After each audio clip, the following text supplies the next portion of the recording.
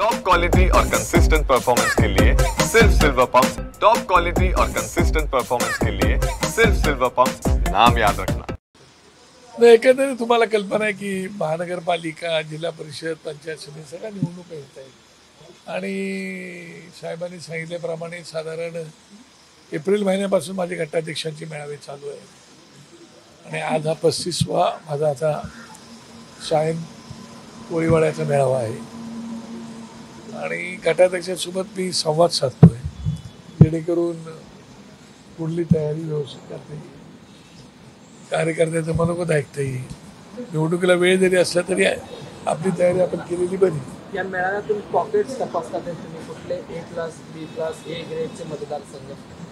हा, सगळ्याच गोष्टी आल्या ना त्याच्यामध्ये, एकंदरीत काय चाललंय काय नाही चाललंय, गटाध्यक्ष किती आहेत नाही, नवीन किती नेमावे लागत आहेत, काही ठिकाणी बदल करायचे ते बदल करायला पाहिजे, विभागाध्यक्षांपासून सगळेच त्याप्रमाणे ती चाचपणी आमची सगळ्यांची चालू आहे।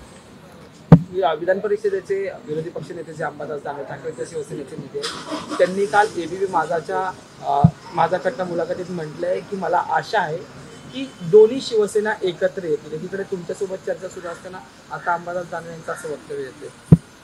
मला कल्पना नाही त्या गोष्टीची, मी माझ्या पक्षाच्या बांधणीवरती कॉन्सन्ट्रेट करतो, एकाग्रता त्याच्यावर आहे माझी, त्याच्यामुळे आता ते काय बोलले त्या विषयात मी काय बोलणार तुमच्यासोबत, कारण शेवटी मी माझ्या पक्षाचा विचार करणार, ते त्यांच्या पक्षाचा विचार करणार। तुम्ही सभागृहामध्ये अनेक वर्ष नेतृत्व केलेलं आहे मतदारसंघांचं। आज 2 दिवसांपूर्वी जे अधिवेशन पार पडलं त्यामध्ये कृषी मंत्री यांचा जंगली रमी खेळतानाचा व्हिडिओ जो आहे तो रोहित पवारांनी ट्विट केलेला आहे। सभागृहामध्ये, वरिष्ठ सभागृहामध्ये अशा प्रकारचं वर्तन करणं किती योग्य वाटतं? मी तुम्हाला खरं सांगू का की आत्ता सभागृहात गेल्यानंतर काय सभागृहात एक डेकोरम असतो, तो डेकोरम आपण सगळ्यांनीच पाळला पाहिजे असं मताचं मी आहे आणि मला वाटते जे मी आता पण पाळत आलेलो आहे की कधी मी कोणाच्या कुटुंबाविषयी बोलत नाही, बिलो द बेल्ट बोलत नाही आणि वैयक्तिक मी कधी कोणाचं काढत आलेलो नाही।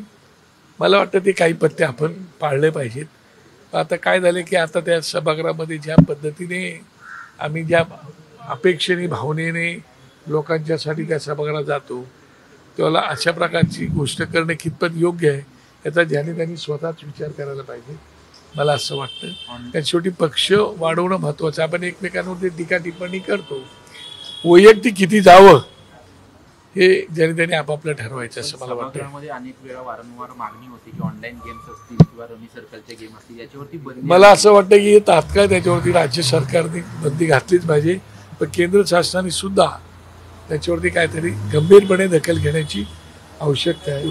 कारण शेवटी तुम्ही तरुण पिढीसोबत खेळत आहात, तरुण पिढीला आपण रोजगार देऊ शकत नाही, बेरोजगार तरुण होत चालले, त्याच्यावरती संपूर्ण महाराष्ट्रात लोक आम्हाला रोजगार मिळत नाही म्हणून टावं फोडून ओरडत आहेत आणि अशा वेळेला मग मुलं काय करणार? अशा वेळेला रम्मी गेम वगैरे वगैरे आलेले आहेत आणि दुर्दैवाने चांगली चांगली लोक त्याचं प्रमोशन करतात, त्याच्याबद्दल जाहिराती करतात, हे काही फार काही चांगलं लक्षण भविष्याच्या दृष्टिकोनातून उत्तम म्हणजे चांगलं नाही असं मला स्वतःला वाटते। त्यामुळे या बाबतीमध्ये राज्य सरकारने, खास करून राज्याच्या मुख्यमंत्र्यांनी आणि उपमुख्यमंत्री महोदयांनी लक्ष घातलं पाहिजे असं मला वाटतं। उद्धव ठाकरेंची आज मुलाखत सामनामध्ये प्रकाशित झालेली आहे। उद्धव आणि मी आणि राज एकत्र आलोय, कोणाला काही प्रॉब्लेम आहे का? राज आता माझ्यासोबत आलाय, मी कधीही फोन करू शकतो, पण मनसेकडून अद्याप त्यावर कोणती प्रतिक्रिया आली नाही। त्यावर प्रतिक्रियाचा विषयच येत नाही, कारण की 2 बंधू आहेत, ते 2 बंधू कधी एकमेकांसोबत बोलू शकतात, बोलतही असतील मला माहिती नाही, अशा वेळेला मी त्याच्यात कसं काय मध्यस्थी करणार आणि बोलणार? त्यामुळे मला असं वाटतं की त्यांची मुलाखत मी अजून आज काही पाहिली नाही, कारण मी सकाळपासून माझी मळ्यावर चालू आहे, पण गेल्यानंतर मी ती निश्चितपणे वाचणार, ती नक्की चांगली असेल आणि त्यांनी त्यांच्या भावना बोलून दाखवलेल्या आहेत। मला असं वाटतं की राज ठाकरे साहेब सुद्धा त्यांना जेव्हा केव्हा त्यांना बोलावंसं वाटतं त्याला निश्चित। मंत्री प्रताप सरनाईक यांनी एक वक्तव्य केलेलं आहे, ज्या पद्धतीने 20 वर्षानंतर दोन्ही भावांनी एकत्रित येऊन एकमेकांना मिठी मारली, तसेच काही वर्षांनी उद्धव ठाकरे आणि एकनाथ शिंदे देखील मिठी अशीच मारली।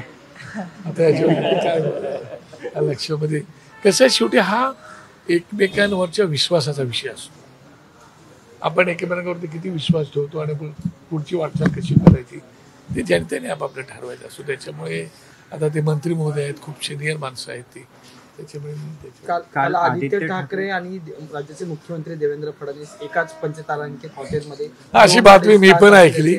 पण मला असं माझं एवढंच म्हणणं आहे, कोण कोणाला भेटला तर काय चुकीचे असते का? ते एकमेकांना भेटीगाठी होत असतात. महाराष्ट्राची संस्कृती तशी आहे. इतर राज्यांमधले संस्कृती आणि आपल्या महाराष्ट्राची संस्कृती राजकारणाच्या पलीकडे विचार करण्यासारखी असते आहे, आणि म्हणून एकमेकांना भेटतच असतात. पण भेटल्यानंतर तुम्ही आपलं तुमचं चालू करता, झालं आता जमलं, आता काय आता सुपारी फुटली, एंगेजमेंट झाली, मग आता लग्न होणार नाही का? तुम्ही आपलं तुमचं चालू करता. आता तुम्हाला कोण अडवणार आहे? तुम्हाला स्वातंत्र्य दिले ना घटनेने, तुम्ही स्वातंत्र्य घेताय त्याचं. दोन्ही ठाकरे बंधू एकत्र येणार किंवा मग आगामी दिवसामध्ये युती होण्यासंदर्भात उद्धव ठाकरे हे वारंवार सकारात्मक बोलताना पाहायला मिळत आहे. आता ते उघडपणे बोलत आहेत. तर तुमच्या पक्षामध्ये सुद्धा म्हणजे मेळाव्यानंतर चर्चा ते आता उघडपणे कुठे बोलले? त्यांनी तर त्या दिवशी भाषणामध्येच डोममध्ये वरळी मेळाव्यामध्ये त्यांनी त्यापासून सुरू झालेली आहे. काय तुम्ही राज ठाकरे साहेबांचं निश्चितपणे भाषण व्यवस्थित ऐका. त्या भाषणातली शेवटची वेळ अशी होती की बाळासाहेबांचं स्वप्न पूर्ण होऊ शकतं असं त्यांनी सांगितलेलं आहे. त्याच्यामुळे त्या विषयावरती वारंवार आपण प्रश्न विचारतोय, मलाही उत्तर द्यावं लागत आहेत.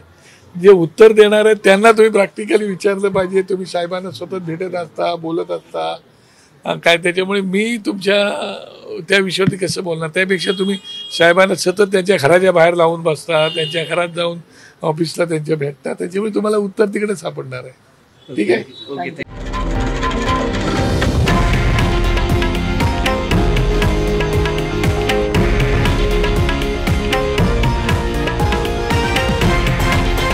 हे आहे देशातील नंबर 1 न्यूज नेटवर्क आणि आपण पाहत आहात TV9 मराठी, एकमेव.